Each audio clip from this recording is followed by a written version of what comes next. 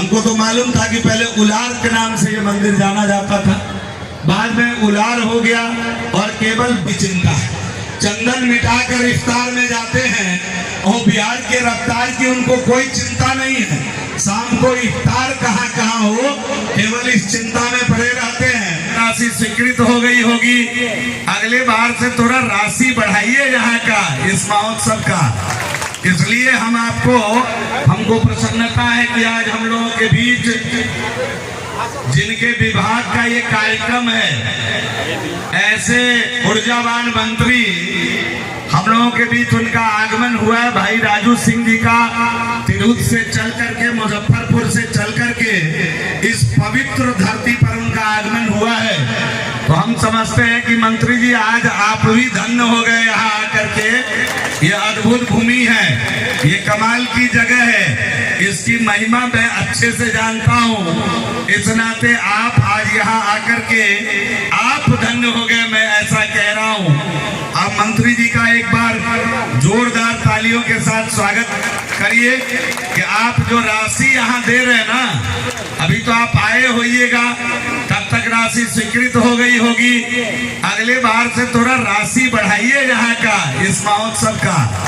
इसलिए हम आपको आग्रह विनती कर रहे हैं आपसे, और हम लोगों के यहाँ के पूर्व लेकिन अभूतपूर्व सांसद, कुछ ही दिनों में लोगों को पता चल गया कि वही वाले अच्छे थे, अपने प्यारे राम कृपाल जी, जो किसी के बुलाने से सबके घर आ जाते थे। बहुत जल्द लोगों को पता चल गया, तो जो भूल हुई सो हुई। मैंने इसीलिए कहा कि पूर्व नहीं, अभूतपूर्व सांसद आदरणीय राम कृपाल जी हम लोगों के बीच बैठे हुए हैं। हम उनका अभिनंदन करते हैं। श्रीमती अंजू देवी जी यहाँ जिला परिषद की अध्यक्ष है।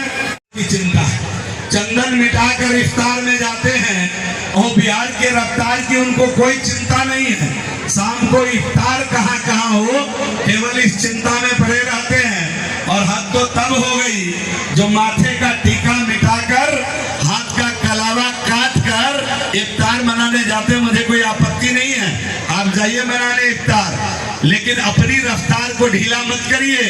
ये बिहार है, और आपको अपने धर्म के साथ दूसरे का धर्म का अगर आप इज्जत करते हैं, जो सनातनी करता है, तो ये अच्छी बात होनी चाहिए। ऐसा नहीं कि आप तुष्टीकरण में डर जाइए और माथे का तिलक मिटाकर वहां पहुंच जाइए। तो बिहार की महान जनता ये सब देख रही है। मैं उन विषयों में आज जाना नहीं चाहता हूं। जब कोई पॉलिटिकल बातें होंगी तो जमकर करूंगा, छोड़ूंगा थोड़े ना। राजनीति करने आया हूं तो वो भी करूंगा, लेकिन एक बात मैं जरूर कहना चाहता हूं कि भगवान सूर्य की आप सौभाग्यशाली हैं।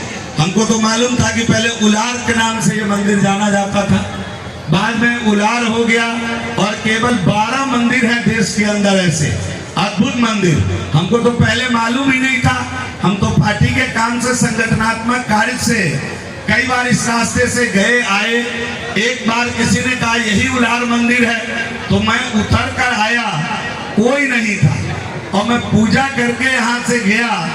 मैं ये सार्वजनिक मंच से बता नहीं सकता हूँ। हमारे जीवन में सूर्यदेव ने एक चमत्कार किया, जो मैं यहाँ से जाने के बाद उसको स्पष्ट रूप से मैंने देखा। और वैसे भी सूर्य की आराधना तो राजनीतिक क्षेत्र में रहने वाले, सामाजिक क्षेत्र में रहने वाले हर व्यक्ति को करना चाहिए। यहाँ के छठ पूजा का बड़ा महत्व है। अभी चैती छठ आने वाला है, दूर दूर के लोग यहाँ आकर पूजा को करेंगे। और आपको मालूम होना चाहिए, थोड़ा इतिहास भी जानना चाहिए कि मंदिर की स्थापना यहाँ किसने किया। और आजकल कुछ दिन पहले एक शासक के शासन की चर्चा हो रही थी। उन्होंने इस मंदिर को औरंगजेब ने तोड़ दिया था। बहुत पहले से ये मंदिर बना हुआ था। बाद में हमारे महात्मा साधु संतों ने मिलकर के इस मंदिर का 52-54 में आकर के निर्माण किया। और अद्भुत महात्म इस मंदिर का है।